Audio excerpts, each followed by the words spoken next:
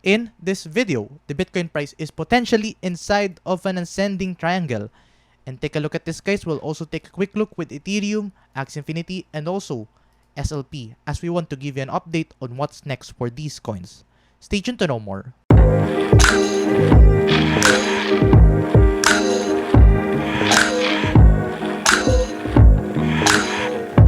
So hi guys, and welcome back to another Gab's cryptocurrency video where we trade by data, not by hype. And if you haven't subscribed to my channel, click the subscribe button down below and hit the notification bell so you won't miss out daily technical analysis like this. So let's dive into the Bitcoin price first. So last night, I believe na nakita tayo ng somewhat of an inverse head and shoulders. So sinignal ko actually last night na meron tayong inverse head and shoulders na nakita natin bigla. So this was a shoulders and then a head and then a shoulders.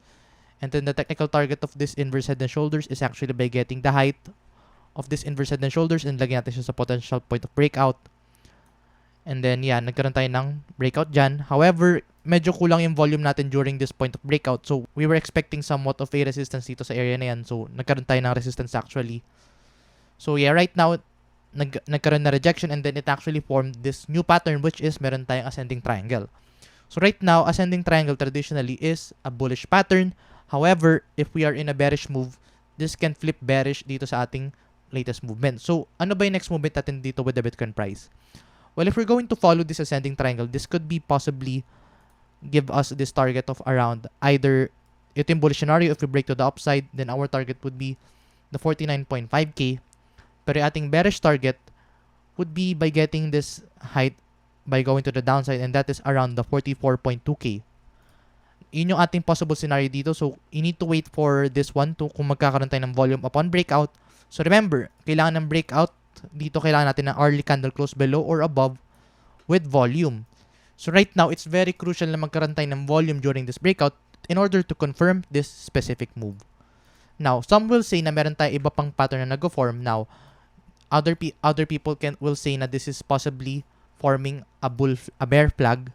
So, this is actually a bear flag if you're going to plot this line and then lagyan natin siya sa possible point of breakout.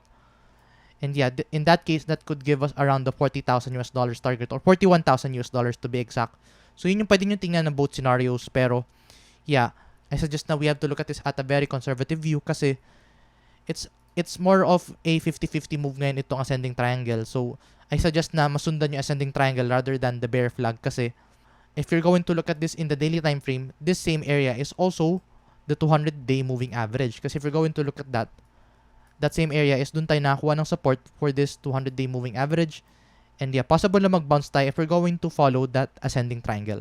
So yeah, right now, yun yung pwede nyo tingnan ngayon for the Bitcoin price. And yeah, that's for the Bitcoin price. And before you enter into any short-term trades with any other altcoins, I suggest na kailangan nyo sundan to. And speaking of altcoins, let's dive into different altcoins such as Ethereum. So, Ethereum muna tayo. So, alam natin na si Ethereum ay nagkaroon ng candle close above this Fibonacci resistance of $3,800 and nag-touch tayo ng 4,000. However, nagkaroon tayo ng dump kay Bitcoin. That's why we saw this decline dito sa Ethereum price and it went down to the 20-day moving average. Pero if you're going to look at this closely, let's look at that candle wick.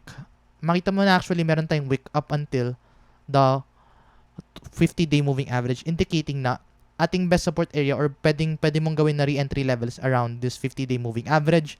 So if let's say nag-flip bearish si Bitcoin, then I think pwede tayo bumaba to the 50-day moving average. Pero if we flip bullish, then yeah, I think pwede tayo mag-bounce off dyan sa 20-day moving average.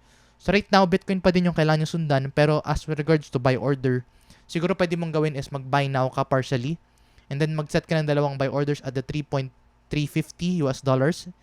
and then as well as a $3,000 or roughly around the 50-day moving average. So yun yung pwede nyo gawin, tatlong buy order, buy now, and then buy at the two support levels for the Ethereum price action. Kasi if you're going to look at this further, I think na this 50-day moving average could be a strong support kasi if you're going to base this on a historical data, the 50-day moving average is actually a support na lagi nagbabounce doon yung Ethereum price action. So if that's the case, then the 50-day moving average could be a good area to watch out for dito sa ating latest movement ni Ethereum. So yeah, that's for Ethereum ngayon, and let's look into AXS Infinity naman kasi alam ko marami sa inyo naghahanap ng update for AXS Infinity and also SLP. Now for AXS Infinity, I guess ang kailangan nyo tingnan dito is meron tayong dalawang area na pwedeng tingnan, and that is the 150-day moving average. So, previously 4-hour time frame tinitingnan natin pero nag-breakdown nga tayo sa ating 4-hour time frame. Now, we're going to look at this bigger time frame na kasi if you're going to look at this, nagpo-form din tayo ng bagong structure or actually somewhat of a proper structure for Axie Infinity kasi as you can see, every time na on the previous data set ni Axie Infinity, we actually usually go down dito sa ating 50-day moving average if mas malakas yung dump natin. And in fact, ilang beses tayo nag-dump to the 50-day moving average dito sa area na yan. And nung na-break natin yung 50-day moving average, we actually went down to the 200. So right now, the Axie Infinity price is actually bouncing off from the 50-day moving average. However, if magkaroon tayo ng bounce tapos na-reject tayo ng 20-day moving average, possible na mag-decline tayo to either the 100 or the 200-day moving average. So right now, yun yung kailangan nyo tingnan for Axie Infinity if are we going to get rejected by this 20-day moving average. So this might take days bago tayo ma-expect natin yung next move. However, if nag-flip bullish si Bitcoin, then of course, possible na mag-consolidate tayo within this Fibonacci area. But yeah, right now, I think it's good to watch out yung ating 20 and 50-day moving average kung saan ba tayo mag-play. Of course, if ma-break natin to, if na-break natin yung 20-day moving average, then possible na umakit-akit tayo up until the $90 pabalik. Pero if not, pabalik tayo dito around the $61. Pero if na-break natin itong $61 at lalo nag-decline, then possible na yung ating kailangan ng tingnan is the 100-day moving average. So yun yung kailangan nyo tingnan right now for the Axie Infinity price. So yeah, dependent pa din kay Bitcoin. So before you enter any Axie Infinity trade, I highly suggest na you watch out for this movement. And then lastly, let's look at SLP naman kasi I believe marami din nag-aabang sa inyo update kay SLP. However, nagkaroon kasi tayo ng bad news dito and that is nag-dump si Bitcoin. So in that case, bumagsak din lahat ng altcoins, especially SLP din. And we now actually have met this technical target nitong falling wedge, yung bearish scenario niya, that is around the 9 cents area. So congratulations if nag-short kayo dito.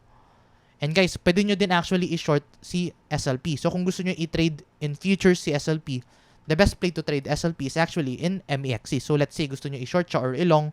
Let's say gusto nyo i-trade siya or mag-margin trading kayo. The best place is actually here in MEXC kasi pwede kayo mag-long and short dito. Unlike sa Binance, wala kayong pwedeng i-short and long na NFT tokens. So yeah, if you want to trade different NFT tokens, then MEXC is the best place. And if you want to get trading bonus, you can actually use my sign-up link na makita mo dyan sa description down below if you want to sign up with MEXC. So yeah, going to SLP, I think we might actually even go down pa further if let's say nag-decline pa lalo si Bitcoin. So right now, pretty much following Bitcoin pa din. And diba, as previously mentioned, we are only going to flip bullish if ma-break natin yung certain moving average. Pero look at that, you were actually rejected by this specific moving average and that is the 100 moving average in the 4-hour time frame and as well as the 50 moving average. So right now, as previously mentioned, hindi pa tayo bullish not unless mababreak natin yung moving average. So right now, hindi pa natin siya nababreak. So we might actually still go down. Ngayon, you can actually short this with MEXC. So if you want to short this, you can still short this. Pero meron din kayo pwede isa pang gawin dito and that is by looking in the early time frame. Kasi if you're going to look at the early time frame, this is a very swing tradable opportunity. So let's look at this swing tradable opportunity na sinasabi ko nga. And that is the RSI. Kasi marami sa inyo na nagtataka kung paano ba pwedeng i-trade si SLP. Where there are other ways na pwede natin i-trade and that is by using this RSI. So let's take a look dito sa RSI natin and understand ano ba yung pwede natin gawin. So you could say na you could actually short SLP when it goes down dito, 'di ba? Let's say it's going down for SLP. Pero let's say if nakita mo na nag-below 30 threshold si RSI, then that is a good buy long opportunity. Pwede ka mag-buy diyan. And then you could actually take profit along the way and then sell ka if let's say umabot na si SLP at this 70 threshold dito sa early time frame. So you could either do that and then after that if nag-ano na kayo diyan, pwede kayo mag-exit and then mag-sell short kayo dito pababa. So yun yung pwede nyo gawin with SLP. Kasi if you're going to look at this, we are actually forming that similar pattern. Meron tayong entry dito kasi meron tayong buying opportunity below 30 threshold. And then sell if umabot tayo ng 70 threshold. And if you're going to look at that, you could actually buy long at that area. And then if nag 70 threshold, sell short na. And then let's say pumunta ulit dito sa 30 threshold, which is yun ngayon nangyari. That's another buy long, which yun ngayon nagkaroon tayo ng opportunity, nag-pump. and then 70 threshold, sell short.